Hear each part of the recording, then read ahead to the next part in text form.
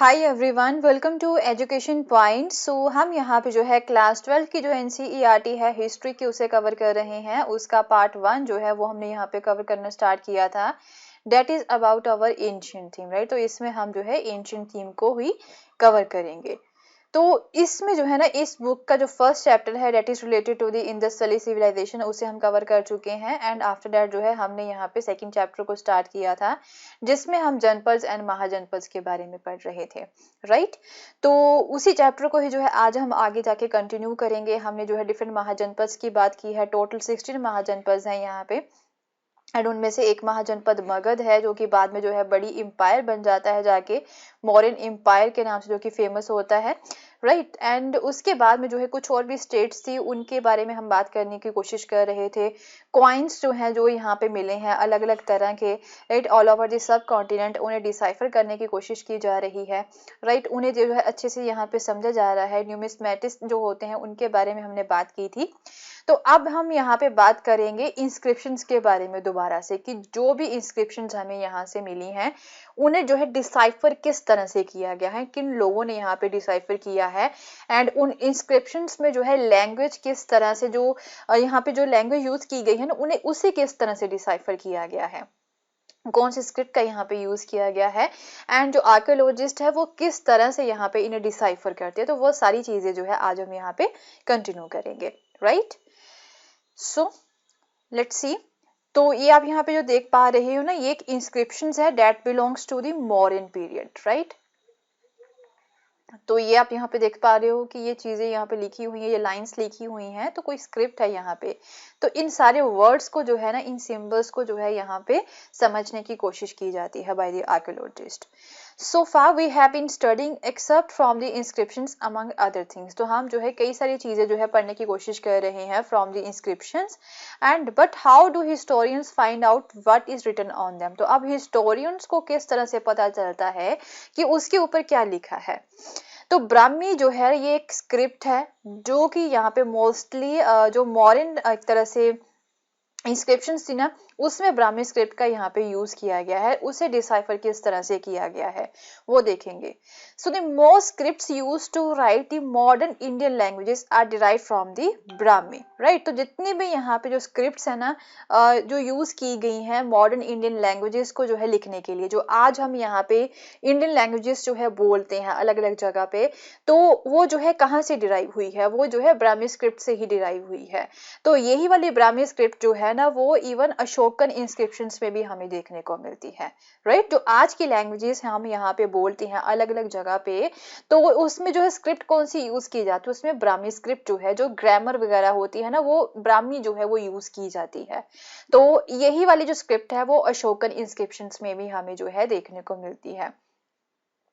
So from the late 18th century, जो European scholars थे ना, aided by the Indian Pandits, worked backwards from the contemporary Bengali and the Devanagari manuscripts, comparing their letters with the older specimen। तो अब क्या होता है यहाँ पे कि लेट 18th सेंचुरी में कुछ यूरोपियन स्कॉलर्स थे, एंड उन्होंने जो है ना इंडियन पंडित्स की जो है सहायता यहाँ पे ली। तो उन्होंने क्या किया कि जो कंटेम्प्रेरी, अभी जो प्रेजेंट है मॉडर्न इंडियन लैंग्वेज है ना, बंगाली हो गई, एंड उसके साथ जो देवनागरी स्क्रिप्ट है, जो कि अभी हिंदी में जो है यूज की जाती है, राइट। हिंदी को जो है लिखने के लिए स्क्रिप्ट को यूज किया जाता है। इन दोनों का ही, बंगाली एंड देवनागरी स्क्रिप्ट का, यहाँ जो मैन्युस्क्रिप्ट्स थे ना, उन्हें एक जगह पे रखा, एंड दूसरी जगह पे यहाँ पे जो पुरानी एक तरह से स्क्रिप्ट्स थी ना, जो पुराने स्पेसिमेंस थे यहाँ पे हमारे पास इंस्क्रिप्शंस थे, उनके साथ जो है कंपेयर करना इन्होंने स्टार्ट कर दिया। जो मॉडर्न वाली बंगाली एंड देवनागरी स्क्रिप्ट है, उसे जो है इन्होंने जो पुरानी इंस्क्रिप्शंस थी ना, उनके लेटर्स के साथ कंपेयर करना स्टार्ट कर दिया।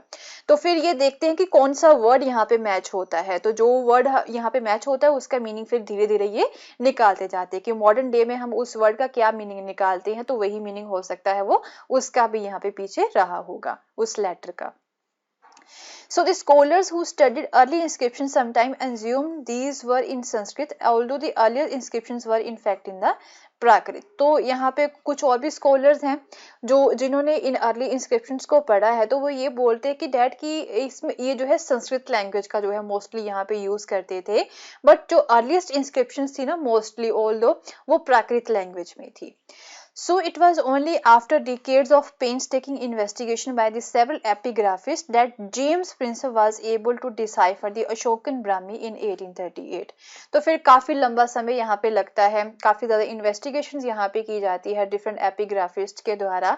तो फिर जेम्स प्रिंसेप जो है ना वो फिर अशोकन ब्राह्मी स्क्रिप्ट को जो है अच्छे से डिसाइफर करने में कामयाब हो जाते हैं। इस तरह से डिफरेंट डिफरेंट लैंग्वेजेस के साथ जो है उसे कंपेयर करते हैं उन वर्ड्स को। तो 1838 में जो है ना वो फिर इसे डिसाइफर करने में कामयाब हो जाते हैं, जो अशोकन इंस्क्रिप्शंस में स्क्रिप्ट का यूज किया गया है।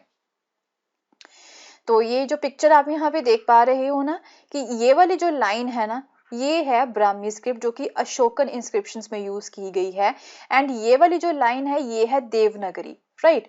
तो इस तरह से जो है ना ये क वर्ड जो है यहाँ पे देवनागरी में उसे जो है इस ब्राह्मी स्क्रिप्ट के ये वाले वर्ड के साथ जो है कंपेयर करने की कोशिश की जा रही है। तो ऑल्दो कुछ हद तक जो है ये क के साथ मैच होता है। तो फिर इन्होंने जो है इसका क्या एक तरह से प्रोनाउंसिएशन निकाली होगी, इसकी प्रोनाउंसिएशन इन्होंने जो है क ही निकाली होगी। ओके, फिर ये च हो गया, तो इस वर्ड के साथ जो है थोड़ा बहुत ये मैच होता है। इस तरह से ये हो गया, राइट, एंड द हो गया, म हो गया, र हो गया। तो इनके इस तरह से जो है कंपैरिजन करने की कोशिश की जाती है इन स्क्रिप्ट्स के साथ। इस तरह से जो है ना ये डिसाइफर करने की कोशिश करती है किसी भी पुरानी इंस्क्रिप्शन को, उसकी स्क्रिप्ट को, राइट। तो अब खरोस्ती की बात कर ले तो उसे किस तरह से पढ़ा जाता है। तो क्या था यहाँ पे, the story of the decipherment of the Kharosthi, the script used in the inscription in the north west. तो जो खरोस्ती स्क्रिप्ट है ना ये कहाँ पे यूज की गई है, मोस्टली नॉर्थ वेस्ट में जो भी इंस्क्रिप्शंस मिली है ना उसमें खरोस्ती स्क्रिप्ट का यूज किया गया है। सो हियर यहाँ पे क्या होता है, finds of coins of Indo Greek Kings who ruled over the area have facilitated the matters. तो यहाँ पे तो खरोस्ती जो स्क्रिप्ट है ना उसे डिसाइफर करने में जो क्वाइंस थे ना इंडो ग्रीक किंग्स के, इन क्वाइंस ने जो है काफी मदद की है, right. So these coins contain the name of the Kings. तो इन क्वाइंस के ऊपर जो है ना, जैसे कि हमने अपनी प्रीवियस वीडियो में भी पढ़ा था, इन क्वाइंस के ऊपर किंग्स के नेम्स हैं जो कि ग्रीक एंड खरोस्ती स्क्रिप्ट में जो है लिखे गए हैं।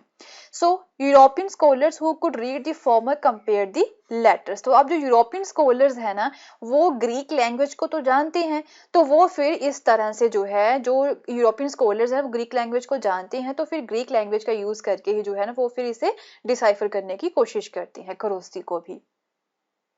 तो जो वर्ड का मीनिंग यहाँ पे ग्रीक में निकलता होगा किसी वर्ड का, राइट, ग्रीक लैंग्वेज में जो उस वर्ड का जो मीनिंग निकलता होगा वही मीनिंग जो है वो खरोस्ती में भी उसका निकलता होगा। तो इस तरह से जो है मीनिंग निकालने की ये कोशिश करते हैं, क्योंकि मोस्टली जो यूरोपियन स्कॉलर्स है उन्हें ग्रीक लैंग्वेज का नॉलेज है। So for instance the symbol of A, तो ए का सिंबल जो है could be found in both scripts, right, for writing the name such as the Apollodotus. तो ए जो एक तरह से वर्ड है ना, ये जो सिंबल है इसे दोनों ही स्क्रिप्ट्स में यूज किया गया है फॉर राइटिंग द नेम। जैसे कि अपोलो डॉटर्स हो गया ना, इस तरह के नेम लिखने के लिए ए सिंबल का यूज किया गया है दोनों ही स्क्रिप्ट्स में, चाहे वो ग्रीक हो चाहे वो यहाँ पे खरोस्ती हो। Okay, so with Prinsep identifying the language of Khorosti inscriptions as Prakrit, it became possible to read longer inscription as well. तो अब Prinsep जो है फिर उन्हें भी पता चल जाता है, वो भी कोशिश करते हैं इस लैंग्वेज को, खरोस्ती इंस्क्रिप्शंस को आइडेंटिफाई करने में। तो फिर जो है ना जब वो इसे आइडेंटिफाई कर लेते हैं, खरोस्ती स्क्रिप्ट को अच्छे से डिसाइफर कर लेते हैं, तो फिर लॉन्गर इंस्क्रिप्शंस जो है ना वो फिर इजीली यहाँ पे रीड की जा सकती थी। सो अब हिस्टोरिकल एविडेंसेस की बात कर लेते हैं फ्रॉम द इंस्क्रिप्शंस। तो ये जो इंस्क्रिप्शंस हमें यहाँ पे मिली हैं, क्या ये किसी हिस्टोरिकल एविडेंस को भी हमें यहाँ पे बताते हैं, राइट, वो देखते हैं। So to find out how epigraphist and the historians work, let us look at two Ashokan inscriptions more closely. तो यहाँ पे हम जो है ना दो अशोकन इंस्क्रिप्शंस जो मिली हैं, जो जिसकी एक पिक्चर आप पीछे स्लाइड में देख चुके हो, तो उन्हें जो है थोड़ा सा ये स्टडी करने की कोशिश करते हैं कि क्या ये जो इंस्क्रिप्शंस है वो हमें हिस्टोरिकल एविडेंस भी प्रोवाइड करवाती हैं। तो ये आपको देखना होगा डैड कि जो अशोक का जो कि रूलर थे उनका जो नाम है वो इंस्क्रिप्शन में यहाँ पे मेंशन नहीं किया गया है, एंड उसकी जगह पे, उसके नाम की जगह पे जो टाइटल्स होते हैं ना जो इन रूलर्स ने अडॉप्ट किए थे, जैसे कि देवनम्पिया हो गया, एंड देवनम्पिया का मतलब होता है beloved of the gods, and दूसरा हो गया Piyadasi, Piyadasi mean pleasant to the behold. तो इस तरह के टाइटल्स जो है वहां पे यूज किए गए हैं, डायरेक्टली नेम नहीं यूज किए गए हैं। सो हाउएवर कुछ और इंस्क्रिप्शन जो कि अलग जगह से मिली हैं वहां पे अशोका का जो नेम है वो मेंशन है एंड इवन नेम के साथ साथ यहाँ पे टाइटल्स को भी मेंशन किया गया है. So after examining all these inscriptions and finding that they match in terms of the content, style, language and the palaeography, epigraphs have concluded that they were issued by the same ruler. तो इस तरह से जो है ना फिर compare करके इन सारी इंस्क्रिप्शंस को, जिन इंस्क्रिप्शंस के ऊपर चाहे यहाँ पे रूलर का नाम नहीं है बट वहां पे जो है टाइटल्स लिखे हैं, एंड फिर दूसरी इंस्क्रिप्शन जो यहाँ पे मिली है वहां पे भी सिमिलर तरह के टाइटल हैं बट उसके साथ साथ यहाँ पे रूलर का नेम भी है, तो हम ये आइडेंटिफाई कर सकते हैं कि जो फर्स्ट वाली इंस्क्रिप्शन है ना वो भी उसी रूलर ने ही यहाँ पे एक तरह से इशू करवाई होंगी, जो फर्स्ट वाली इंस्क्रिप्शन है जिसके ऊपर यहाँ पे नाम नहीं गया है रूलर का. तो इस तरह से हम रूलर का नेम जो है वो फाइंड कर सकते हैं दूसरी उसी तरह के सिमिलर टाइप के इंस्क्रिप्शंस को फाइंड करके. So you may have also noticed that Ashoka claimed that earlier rulers have no arrangements to receive the reports. तो यहाँ पे जो है ना एक अशोका के द्वारा क्लेम किया जाता है कि जो उनसे पहले वाले रूलर्स थे ना उन्होंने रिपोर्ट्स को जो है रिसीव करने का कोई उनके पास अरेंजमेंट नहीं था. So if you consider the political history, तो अगर आप पॉलिटिकल हिस्ट्री को मद्देनजर यहाँ पे रखें अशोका के पहले की जो यहाँ पे हिस्ट्री थी हमारे सब कॉन्टिनेंट की, तो क्या आप सोचते हो कि ये वाली जो स्टेटमेंट दी गई थी अशोका के द्वारा वो सही है? सो हिस्टोरियंस जो है ना फिर वो इस स्टेटमेंट को प्रूव करने की कोशिश करते हैं, मीन क्या वो सही है या फिर नहीं सही है. तो फिर डिफरेंट तरह की स्टेटमेंट को वो असेस करते हैं एंड इंस्क्रिप्शंस को स्टडी करते हैं टू जज whether they are true, plausible और दी एग्जैगरेशंस. तो ये भी एक काम बन जाता है आगे आके इन स्टेटमेंट को भी जो है स्टडी करते हैं फिर historians. So did you notice that there were words within the brackets? तो यहाँ पे जो है ना एक इंस्क्रिप्शन है अशोका की, उसमें जो है ना जैसे कुछ एक तरह से कोई स्क्रिप्ट यहाँ पे लिखी है उसके साथ जो है ब्रैकेट्स में भी कुछ वर्ड्स दिए गए हैं. तो ये ब्रैकेट्स में जो वर्ड्स हैं ये एपिग्राफिस्ट ही लिखते हैं. ओके ये क्यों लिखते हैं? ये शायद जो है ना जो इंस्क्रिप्शंस यहाँ पे लिखी गई है, जो स्क्रिप्ट यहाँ पे लिखी गई है, लाइन जो लिखी गई है ना उसका जो मीनिंग होता है ना वो ब्रैकेट्स में यहाँ पे लिख देते हैं जो एपिग्राफिस्ट होते हैं. Okay so epigraphist sometime add these to make the meaning of sentence clear. तो ये जो ब्रैकेट में वर्ड्स होते हैं ना उसके मीनिंग जो होते हैं ना वो यहाँ पे लिख देते हैं, सेंटेंस का जो मीनिंग होता है ना उसे क्लियर करने के लिए लिख देते हैं. तो ये भी जो है काफी केयरफुली करना पड़ता है काम एपिग्राफिस्ट को, सो डैट की जो एक्चुअल मीनिंग है ना लाइन का वो चेंज ना हो यहाँ पे, तो ये उसे ध्यान में रखना पड़ता है. And historian have to make other assessment as well if a king order were inscribed on the natural rocks. तो यहाँ पे ये भी चीजें इस तरह के भी सामने आ जाते हैं इंस्टांसेस कि अगर किसी किंग ने यहाँ पे जो नेचुरल रॉक्स के ऊपर कोई चीज इंस्क्राइब करवाई है नियर द सिटीज और the important route of the communication, तो क्या हर पर्सन जो वहां से गुजरता है वो यहाँ पे रुकेगा उस इंस्क्रिप्शन को पढ़ने के लिए? तो most people were probably not literate. तो अब हिस्टोरियन ये बोलते हैं कि सिटीज के या फिर गांव के जो लोग थे मोस्टली, ऐसा नहीं कि सभी लिटरेट थे, तो सभी लोग तो यहाँ पे रुकते नहीं होंगे, तो उन्होंने नेचुरल रॉक्स के ऊपर इसे क्यों यहाँ पे इंस्क्राइब करवाया है. So did everybody throughout the subcontinent understand the Prakrit used in the Pataliputra? अब ये भी क्वेश्चन है कि जो प्राकृत लैंग्वेज का यहाँ पे यूज किया गया है इन इंस्क्रिप्शंस में जो कि अशोकन इंस्क्रिप्शंस हैं, तो क्या हर पर्सन जो है सब कॉन्टिनेंट में वो इस लैंग्वेज को समझता होगा? So would the order of the king have been followed? तो क्या जो ऑर्डर है राजा के वो फॉलो किए जाते होंगे लोगों के द्वारा, क्योंकि मोस्टली जो ऑर्डर्स हैं यहाँ पे वो प्राकृत लैंग्वेज में ही लिखे गए थे. तो क्या सभी लोग यहाँ पे प्राकृत लैंग्वेज को समझते थे, सभी लोग यहाँ पे पढ़ पाते थे इन सारे ऑर्डर्स को? तो ये क्वेश्चंस अराइज होते हैं, इनके आंसर फिर फाइंड करने की कोशिश करते हैं हिस्टोरियंस, राइट. तो इनका आंसर यहाँ पे फाइंड करना हमेशा उनके लिए इजी नहीं होता है. And some of these problems are evident if we look at the Ashokan inscription, which has been interpreted as reflecting the pain of the ruler as well as marking change in his attitude toward the warfare. So as we shall see, the situation become more complex once we move beyond reading the inscription at the face value. तो ये जो inscription जब यहाँ पे वो study करते हैं फिर वो एक चीज ये भी देखते हैं कि ये इंस्क्रिप्शंस हमें मिली कौन से एरिया में है, राइट. जो फेस वैल्यू उसकी देखते हैं ना, तो ये जो एक तरह से इन सिचुएशंस को समझना, इन इंस्क्रिप्शंस को समझना, ये जो काम है वो और भी ज्यादा कॉम्प्लेक्स हो जाता है, क्योंकि सिमिलर तरह की जो इंस्क्रिप्शंस है ना वो हमें उस एरिया में भी मिलती हैं जिस एरिया में वो रूलर यहाँ पे वो वाला जो एरिया है वो उस रूलर के अंडर हुआ ही नहीं करता था, उस एरिया में भी वो इंस्क्रिप्शंस मिलती हैं। तो फिर इन इंस्क्रिप्शंस को यहाँ पे आइडेंटिफाई करना, उन्हें समझना, ये हिस्टोरियंस के लिए और भी ज्यादा मुश्किल हो जाता है काम। तो अशोकन इंस्क्रिप्शंस जो है ना वो प्रेजेंट डे ओडिशा में मिली हैं। The one depicting his anguish is missing, and in other words, the inscriptions has not been found in the region that was conquered. Even जो है कई inscriptions हमें ऐसी जगह से भी नहीं मिली हैं जहाँ जो एरिया उसने कंकर किया था, जो एरिया उसके अंडर था ना वहां से इंस्क्रिप्शन नहीं मिली है, वो किसी दूसरी जगह से मिली है। तो काम हिस्टोरियंस के लिए और भी ज्यादा यहाँ पे कॉम्प्लेक्स हो जाता है। क्या कोई और भी एस्पेक्ट था यहाँ पे इसके बीच में इंस्क्रिप्शन के साथ? तो अब जो ये इंस्क्रिप्शनल एविडेंस होते हैं ना यहाँ पे, जो कि एक सोर्स ही होते हैं हमारे लिए, राइट, तो इसकी भी लिमिटेशंस होती हैं। ऐसा नहीं है कि हर एक तरह की इंफॉर्मेशन हमें ये प्रोवाइड करवा दे। कई सारे एस्पेक्ट उस समय के ऐसे होते हैं जो इंस्क्रिप्शंस हमें प्रोवाइड नहीं करवा सकते हैं। तो वो कौन से हो सकते हैं? कुछ टेक्निकल लिमिटेशंस हो सकती हैं।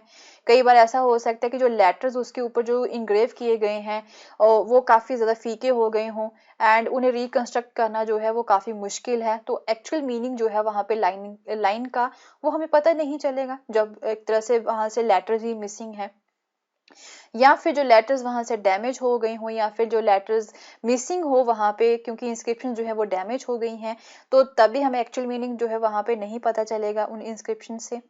So, beside, it is not always easy to be sure about the exact meaning of the words, right? So, if you go through an epigraphical journal, you will realize that scholars are constantly debating and discussing alternate ways of the reading inscriptions. तो यहाँ पे अब जो है scholars जो alternate तरीके होते हैं इंस्क्रिप्शंस को पढ़ने के वो फाइंड करने की कोशिश कर रहे हैं। ऑल्दो सेवरल थाउजेंड इंस्क्रिप्शन जो है वो एक तरह से डिस्कवर की गई हैं, तो अभी भी बहुत ज्यादा ऐसी इंस्क्रिप्शंस हैं जिन्हें अभी डिसाइफर नहीं किया गया है, ना ही वो पब्लिश हुई हैं, ना ही वो ट्रांसलेट की गई हैं अभी। तो बहुत ज्यादा काम अभी भी अवेलेबल है। तो जो हिस्ट्री हमारे पास अवेलेबल हो सकता है वो फ्यूचर में जाके चेंज हो जाए उसके meaning. So besides, many more inscriptions must have existed which have not survived the ravages of time. तो हो सकता है यहाँ पे कि कई सारी inscriptions जो है वो survive ही ना कर पाई हो over the time, right? वो एक्चुअल में जो मीनिंग है पूरा जो एक तरह से बात जो पूरी कहानी है वो हमें पता ही ना चले, कहानी का कोई पार्ट जो है वो यहाँ पे हम तक पहुंचा ही ना हो, right? So what is available at present is probably only a fraction of what was inscribed. तो हमारे पास अभी जो है पूरी हिस्ट्री का कुछ ही हिस्सा अवेलेबल है, आधी चीजें हमारे पास अवेलेबल ही नहीं है, या फिर जो चीजें अवेलेबल है उन्हें अभी डिसाइफर ही नहीं किया गया है। ओके, तो कुछ फंडामेंटल प्रॉब्लम भी हो सकती है। So not everything that we may consider political or economically significant was necessarily recorded in the inscriptions. तो ऐसा नहीं है कि कई सारी जो सारी की सारी चीजें जो है सारी की सारी इंफॉर्मेशन जो है वो रूलर्स ने यहाँ पे इंस्क्रिप्शंस के ऊपर ही लिखवा दी हो। तो कई सारी और भी चीजें हो सकती हैं जो कि पॉलिटिकली एंड इकोनॉमिकली सिग्निफिकेंट हो, इम्पोर्टेंट हो उनके लिए, वो उन्होंने यहाँ पे ना लिखवाई हो। तो हम ये बोल सकते हैं कि इंस्क्रिप्शंस जो होती हैं ऑल्दो ये हमारे लिए एक इम्पोर्टेंट सोर्स है, बट ऐसा नहीं है कि यही एक सोर्स है जिससे हम पूरी हिस्ट्री को क्रिएट कर सकते हैं। इसकी भी कई सारी लिमिटेशंस होती हैं। ओके, तो इसके अलावा हमें और भी कई सारी जो चीजें हैं ना उन्हें स्टडी करना पड़ता है, और भी सोर्सेज को स्टडी करना पड़ता है हिस्ट्री को रिकंस्ट्रक्ट करने के लिए। फॉर एग्जाम्पल जो एग्रीकल्चर प्रैक्टिसेस हैं या फिर जॉय एंड सोरोस जो होते हैं डेली एग्जिस्टेंस के, उन्हें इंस्क्रिप्शंस के ऊपर नहीं लिखा जाता है। And besides the content of the inscriptions almost invariably projects the perspective of the person who commissioned them. तो यहाँ पे जो inscriptions है ना, जिस पर्सन ने उस inscription को डिसाइफर किया है तो उस पर्सन ने अपने खुद के पर्सपेक्टिव के तौर पे उसे डिसाइफर किया है। हो सकता है उसका कोई और भी पर्सपेक्टिव यहाँ पे निकलता हो, राइट? सो पर्सपेक्टिव जो होते हैं डिफरेंट पर्सपेक्टिव से जो है हमें स्टडी करनी चाहिए इन इंस्क्रिप्शंस की। So also historians often question both old and new evidence. So scholars in the late 19th and early 20th century were primarily interested in the histories of the kings, and from the mid 20th century onward issues such as economic change and the ways in which different social groups emerged have assumed. तो इस तरह से जो है ना धीरे धीरे scholars का जो इंटरेस्ट होता है डिफरेंट एस्पेक्ट्स को पढ़ने का वो भी चेंज होता रहता है। जैसे कि late 19th and early 20th century में हिस्ट्री जो थी ना किंग्स की, उनमें इंटरेस्टेड थे हिस्टोरियंस। तो फिर मिड 20th सेंचुरी में जाके जो है ना इकोनॉमिक चेंज जो यहाँ पे हुए थे या फिर जो डिफरेंट सोशल ग्रुप्स यहाँ पे इमर्ज होते हैं उनको स्टडी करने में उनका इंटरेस्ट बढ़ जाता है। एक ट्रेंड जो होता है ना वो यहाँ पे स्टार्ट हो जाता है, तो सभी फिर उसी को स्टडी करने में लग जाते हैं, बाकी चीजें पीछे छोड़ देते हैं। ओके, सो अभी रिसेंट जो है डिकेड्स में जो मार्जिनलाइज्ड ग्रुप्स है ना उसकी हिस्ट्री को पढ़ना यहाँ पे जो है एक तरह से इनमें जो है ज्यादा वो इंटरेस्टेड हो गए हैं हिस्टोरियंस।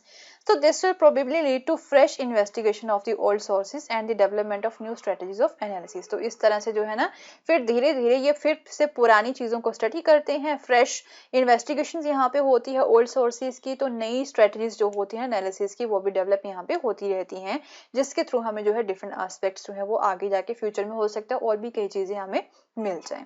ओके,